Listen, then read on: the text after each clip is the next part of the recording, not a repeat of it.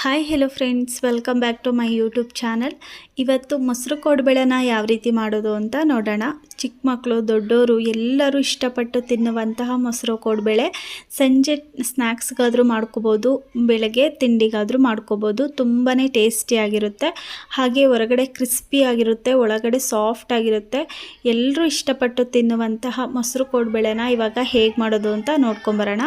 ಇವಾಗ ಒಂದು ಕಡಾಯಿಗೆ 1 ಬೌಲ್ ಆಗೋಷ್ಟು ಮೊಸರನ್ನು ಸೇರಿಸ್ಕೊಳ್ತಾ ಇದ್ದೀನಿ. 1 ಬೌಲ್ ಮೊಸರಿಗೆ ಇಲ್ಲಿ 1 ಬೌಲ್ ಅಷ್ಟು ನೀರನ್ನು ಆ್ಯಡ್ ಮಾಡ್ಕೊಳ್ತಾ ಇದ್ದೀನಿ. ಇವಾಗ ಚಿಕ್ಕದಾಗಿ ಕಟ್ ಮಾಡಿರೋ ಅಂಥ ಹಸಿಮೆಣಸು ಹಾಗೆ ಕರಿಬೇವು ಕೊತ್ತಂಬರಿನ ಸೇರಿಸ್ಕೊಳ್ಳೋಣ.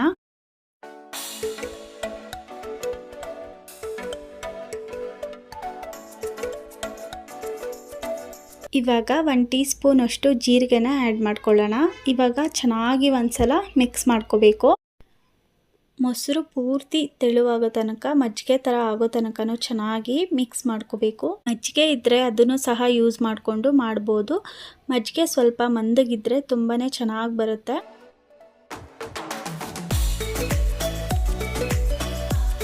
ಚೆನ್ನಾಗಿ ಮಿಕ್ಸ್ ಮಾಡ್ಕೊಂಡಿದ್ದಾದಮೇಲೆ ಕಡಾಯಿನ ಗ್ಯಾಸ್ ಮೇಲೆ ಇಟ್ಕೊಂಡಿದ್ದೀನಿ. ಇವಾಗ ರುಚಿಗೆ ತಕ್ಕಷ್ಟು ಉಪ್ಪನ್ನು ಆ್ಯಡ್ ಮಾಡ್ಕೊಳ್ಳೋಣ. ಮಜ್ಜಿಗೆ 1 ಕುದಿ ಬರೋ ತನಕ ಬಿಡಬೇಕು. ನೋಡಿ, ಇವಾಗ 1 ಕುದಿ ಬಂದಿದೆ. ಇವಾಗ 1 ಬೌಲ್ ಆಗೋಷ್ಟು ಅಕ್ಕಿ ಹಿಟ್ಟನ್ನು ಆ್ಯಡ್ ಮಾಡ್ಕೊಳ್ತಾ ಇದ್ದೀನಿ. ಅಕ್ಕಿ ಹಿಟ್ಟನ್ನು ಮಧ್ಯಕ್ಕೆ ಹಾಕ್ಕೋಬೇಕು. ಅಕ್ಕಿ ಹಿಟ್ಟನ್ನು ಹಾಕಿದ್ದಾದಮೇಲೆ 1-2 ನಿಮಿಷ ಹಾಗೆ ಬಿಡಬೇಕು. ಅಕ್ಕಿ ಹಿಟ್ಟು ಸ್ವಲ್ಪ ಬೇಯಬೇಕು, ಅಲ್ಲಿ ತನಕ ಇಡಬೇಕು. ಈ ಥರ ನೋಡಿ ಬಬಲ್ಸ್ ಎಲ್ಲ ಬರ್ತಿದೆ ಅಲ್ವಾ. ಇವಾಗ ಚೆನ್ನಾಗಿ ಅಕ್ಕಿ ಹಿಟ್ಟನ್ನು ಮಿಕ್ಸ್ ಮಾಡ್ಕೊಳ್ಳೋಣ. ನಾವು ರೊಟ್ಟಿಗೆ ಸಿಗಟ್ ಮಾಡ್ಕೊತೀವಲ್ವ, ಅದೇ ರೀತಿ ಮಾಡ್ಕೋಬೇಕು. ಒಂದು ಗಂಟಿಲ್ಲದೆ ಇರೋ ಥರ ಚೆನ್ನಾಗಿ ಇವಾಗ ಮಿಕ್ಸ್ ಮಾಡ್ಕೊಳ್ಳೋಣ.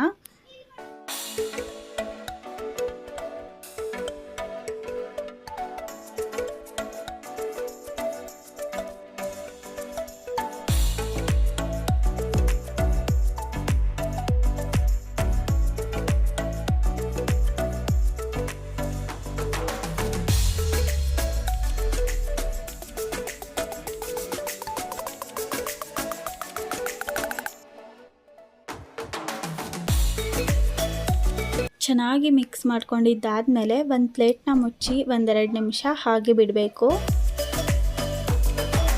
2 ನಿಮಿಷ ಆಗಿದೆ, ಹಿಟ್ಟು ಕೂಡ ಚೆನ್ನಾಗಿ ಬೆಂದಿದೆ. ಇವಾಗ ಒಂದು ಪ್ಲೇಟ್ಗೆ ಹಿಟ್ಟನ್ನೆಲ್ಲ ಹಾಕ್ಕೊಳ್ಳೋಣ. ಸ್ವಲ್ಪ ತಣ್ಣಗಾಗೋ ತನಕ ಬಿಡಬೇಕು, ಪೂರ್ತಿ ತಣ್ಣಗಾಗೋ ತನಕ ಬಿಡಬಾರ್ದು. ಒಂದು ಸ್ವಲ್ಪ ಉಗುರು ಬೆಚ್ಚಗಿದ್ದಂಕ್ಲೇ ಚೆನ್ನಾಗಿ ನೀರಲ್ಲಿ ಕೈಯನ್ನು ಎತ್ತಿ ಚೆನ್ನಾಗಿ ನಾದ್ಕೋಬೇಕು.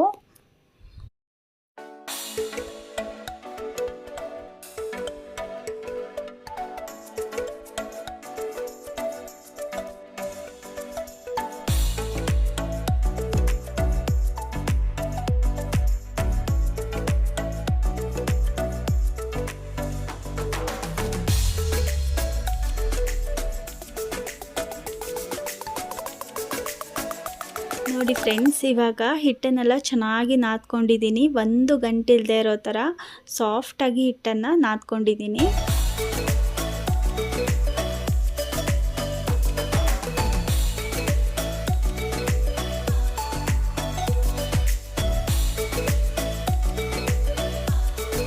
ಇವಾಗ ಹಿಟ್ಟು ರೆಡಿಯಾಗಿದೆ, ನೋಡ್ಬೋದು ಎಷ್ಟು ಸಾಫ್ಟಾಗಿ ಬಂದಿದೆ ಅಂತ.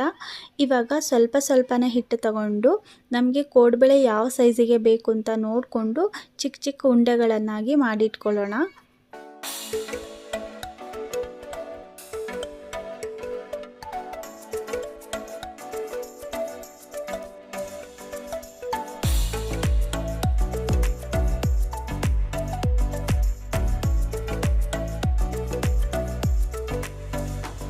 ಇವಾಗ ಒಂದು ಮಣೆ ಮೇಲೆ ಒಂದೊಂದೇ ಉಂಡೆಗಳನ್ನು ತಗೊಂಡು ಈ ಥರ ಒಸ್ಕೋಬೇಕು. ನಮಗೆ ಕೋಡುಬಳೆ ಯಾವ ಸೈಜ್ಗೆ ಬೇಕು ಅಂತ ನೋಡಿಕೊಂಡು ಕೋಡುಬಳೆಗಳನ್ನು ಮಾಡ್ಕೋಬೇಕು. ಇದು ಮೊಸರು ಕೋಡುಬಳೆ ಆಗಿರೋದ್ರಿಂದ ಸ್ವಲ್ಪ ದಪ್ಪನೇ ಇರಬೇಕು, ಹಾಗೆ ಸ್ವಲ್ಪ ಸೈಜ್ ಕೂಡ ದೊಡ್ಡದಾಗೇ ಇರಬೇಕು.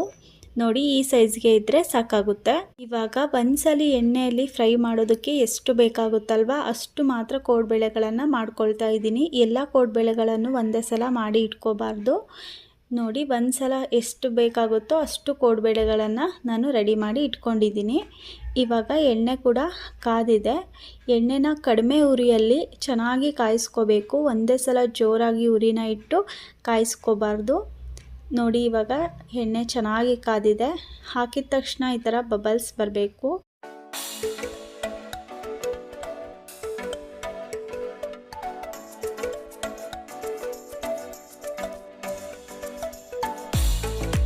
ಕಡೆ ಚೆನ್ನಾಗಿ ಫ್ರೈ ಆಗಿ ಆದಮೇಲೆ ತಿರುಗಿಸ್ಕೊಂಡು ಇನ್ನೊಂದು ಕಡೆ ಚೆನ್ನಾಗಿ ಫ್ರೈ ಮಾಡ್ಕೋಬೇಕು.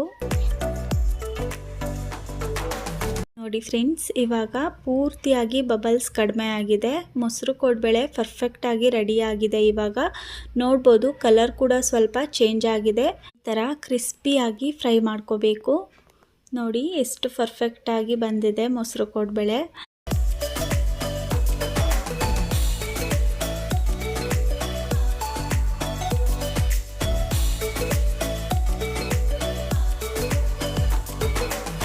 ಉಳಿದಿರೋ ಅಂಥ ಎಲ್ಲ ಕೋಡ್ಬಳೆಗಳನ್ನು ಸಹ ಫ್ರೈ ಮಾಡ್ಕೊಳ್ಳೋಣ.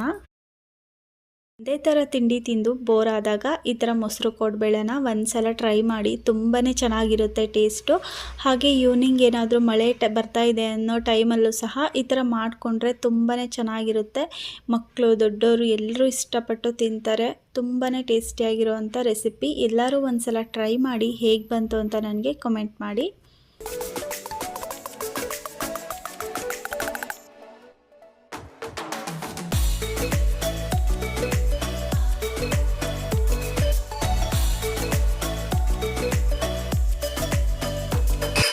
ಮೊಸರು ಕೋಡ್ಬಳೆಗೆ ಕಾಯಿ ಚಟ್ನಿ ಕಾಂಬಿನೇಷನ್ ತುಂಬಾ ಚೆನ್ನಾಗಿರುತ್ತೆ. ಇಲ್ಲಾಂದರೆ ಟೊಮೊಟೊ ಕೆಚಪ್ ಕೂಡ ಹಾಕ್ಕೊಂಡು ತಿನ್ಬೋದು. ತುಂಬಾ ಟೇಸ್ಟಿಯಾಗಿರುತ್ತೆ. ಹಾಗೆ ಕೂಡ ತಿನ್ಬೋದು. ನಾನಿಲ್ಲಿ ಕಾಯಿ ಚಟ್ನಿ ಜೊತೆ ಸರ್ವ್ ಮಾಡ್ಕೊಳ್ತಿದ್ದೀನಿ. ಫ್ರೆಂಡ್ಸ್, ಇವಾಗ ನಮ್ಮ ಕರ್ನಾಟಕದ ಒಂದು ಟ್ರೆಡಿಷ್ನಲ್ ತಿಂಡಿ ಮೊಸರು ಕೋಡ್ಬಳೆ ಪರ್ಫೆಕ್ಟಾಗಿ ರೆಡಿಯಾಗಿದೆ. ಈ ರೆಸಿಪಿ ನಿಮ್ಮೆಲ್ರಿಗೂ ಇಷ್ಟ ಆಗಿರುತ್ತೆ ಅಂತ ಅಂದ್ಕೊಳ್ತೀನಿ. ಇಷ್ಟ ಆದರೆ ಪ್ಲೀಸ್ ಒಂದು ಲೈಕ್ ಮಾಡಿ, ಶೇರ್ ಮಾಡಿ, ಕಮೆಂಟ್ ಮಾಡಿ. ಹಾಗೆ ಇನ್ನೂ ಯಾರೆಲ್ಲ ನಮ್ಮ ಚಾನಲ್ನ ಸಬ್ಸ್ಕ್ರೈಬ್ ಮಾಡ್ಕೊಂಡಿಲ್ಲ ಇವಾಗಲೇ ಹೋಗಿ ಸಬ್ಸ್ಕ್ರೈಬ್ ಮಾಡ್ಕೊಳ್ಳಿ. ಪಕ್ಕದಲ್ಲಿರುವಂಥ ಬೆಲ್ಲೈಕನ್ನ ಕ್ಲಿಕ್ ಮಾಡಿ. ನಾನು ಮಾಡೋ ಪ್ರತಿಯೊಂದು ವೀಡಿಯೋದ ನೋಟಿಫಿಕೇಷನ್ಸ್ ಕೂಡ ಬರುತ್ತೆ. Thanks for watching friends. See you the next video.